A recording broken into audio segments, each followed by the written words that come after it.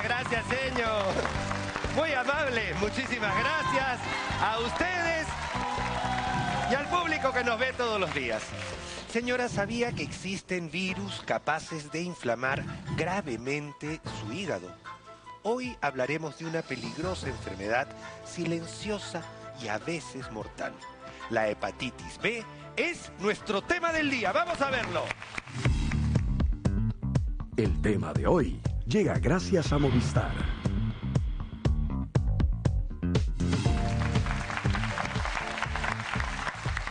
Amigos, y para desarrollar este tema tan importante que nos involucra a todos, nos acompaña nuestro buen amigo, el doctor Hugo Siu, máster en enfermedades tropicales e infecciosas de la Clínica Americana. Gracias, Tommy.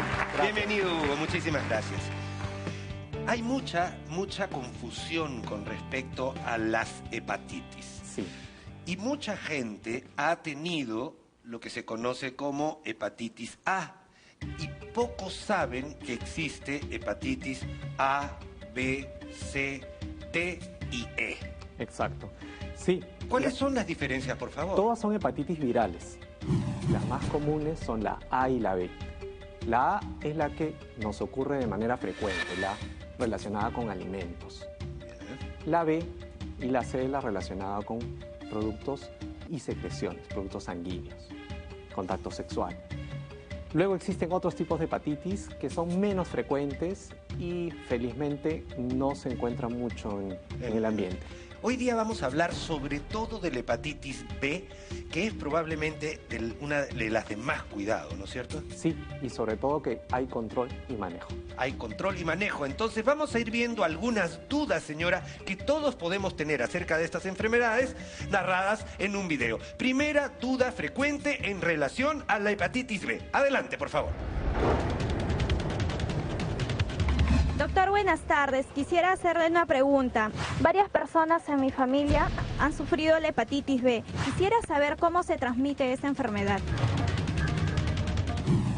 Muy bien. Para contestar su pregunta, tenemos esta mesita que nos va a ayudar a explicarle claramente los mecanismos de transmisión de esta seria enfermedad. A ver, Hugo, ¿cuáles serían? En primer lugar, nosotros tenemos acá un número 1 y lo vamos a destapar. Ajá. El primer punto para evitar una transmisión es todo lo relacionado a secreciones. Secreciones que nos pueden generar a través de presencia de sangre, saliva y con estos productos que son de uso diario, tipo la rasuradora, el corta uñas, uno fácilmente se puede hacer un pequeño corte y generar que el producto esté contaminado. Cepillo de dientes. De acuerdo. Y lo dejamos en un baño. Viene otra persona, puede hacer uso de ese producto y este virus puede permanecer varios días. En el cepillo, en las zonas, en las secreciones. Exacto. Tenemos otro mecanismo de transmisión y lo tenemos acá y que es uno que preocupa muchísimo, que son las relaciones sexuales, ¿no? Sí. El otro mecanismo es las relaciones sexuales. Este mecanismo se transmite a través de secreciones y también a través de contenido sanguíneo que puede haber. Una forma de prevenirlo es uso de un método de barrera, como es el condón. El virus se encuentra en el contenido de las secreciones y la sangre con una cantidad un poco mayor que hace que sea más fácil de adquirir. Más fácil de adquirir. Tenemos un tercer mecanismo de transmisión de este virus. Ajá. Se podría decir que es la continuidad. ¿Cómo así? Porque acá tenemos la relación y la generación del bebé. Ajá, la mamá le transmite al niño el virus de la hepatitis B. Sí, y este es el más peligroso para la persona que va a adquirir la infección. De acuerdo. Tenemos una segunda duda frecuente con respecto a esta enfermedad. Vamos a verla en pantalla. Adelante, señor director. Doctor, se escucha mucho hablar acerca de la hepatitis B. ¿Podría usted, por favor, decirme cuáles son sus síntomas? ¿Hay diferencia, por ejemplo, entre los síntomas de las distintas hepatitis?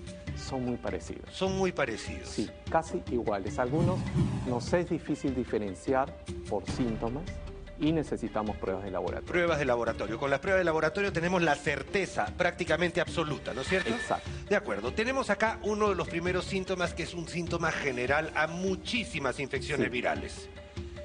El cansancio, la fatiga, es algo común y que algunas veces no lo relacionamos. Ok. Se asocian otros síntomas generales. Exacto. Dolor muscular. Dolor muscular. Estos son síntomas generales hasta de un resfrío. Exacto, nos puede confundir con cualquier problema. Ok. Pero a esto sí se agregan náuseas que ya nos Empie- comienza a orientar. Empieza a orientarnos que es un problema relacionado con la parte digestiva. De acuerdo.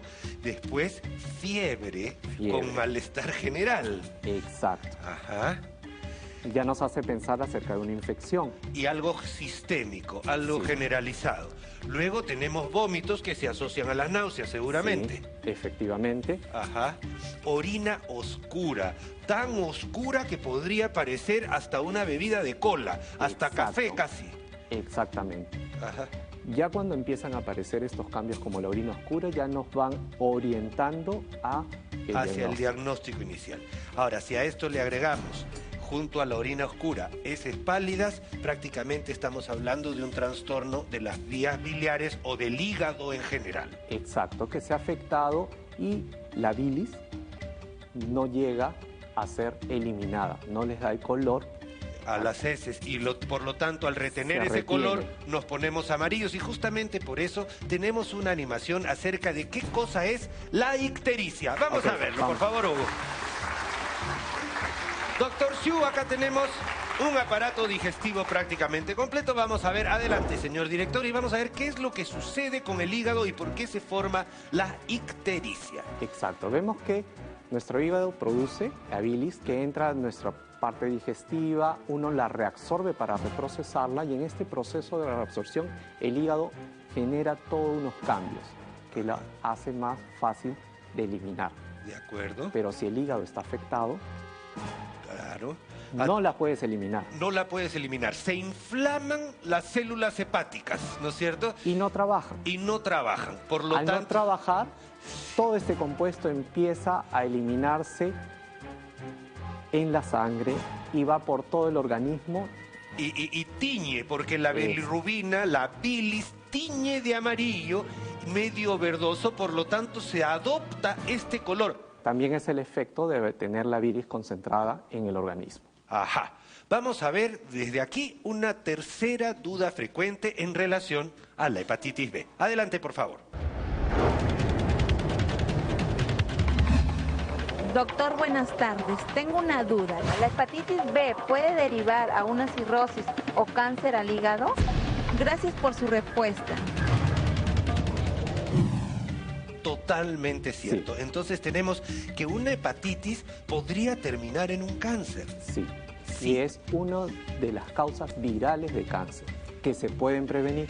Eso es lo importante de este tema. Una causa de cáncer viral y tenemos armas Para prevenirlo. para prevenirlo. Exacto. Ajá. Tenemos acá dos hígados. Ninguno de estos es que esté enfermo realmente. Vamos a ponerlo acá abajo, por favor, Hugo. Pero sí queremos representar acá que con una hepatitis el hígado aumenta de volumen. Efectivamente. Vemos que toda esta inflamación, lo primero que va a hacer es que todas estas células crezcan, la cantidad de sangre aumente y crece. Hay que decir una cosita, el hígado de por sí, el hígado como tejido hepático, no es que duela. Duele una membrana que lo cubre por hinchazón, porque el problema es ese, el hígado crece. Efectivamente, la membrana es la que capta la sensibilidad. Ajá. Al aumentar de tamaño uno tiene esa sensación de hinchazón, de dolor, de presión continua. Ok, tenemos una gráfica que nos muestra cómo va degenerando el hígado a partir de esta infección viral. Ya tenemos, es una gráfica excelente, Hugo, Ajá. porque tenemos acá varios cuadros y muchos de estos son progresivos, si no me equivoco. O sea, es decir, comienza como un hígado normal, luego viene esto que es la hepatitis crónica, donde ya hay alteración Sí, la alteración se puede ver microscópicamente. microscópica. A veces para este diagnóstico es necesario hacer una biopsia. Una biopsia que ahora, gracias a la laparoscopía y a unas agujitas especiales, es un Sí. tratamiento bastante sencillo, pero nos da muchísima información, porque en esta etapa se puede hacer algo.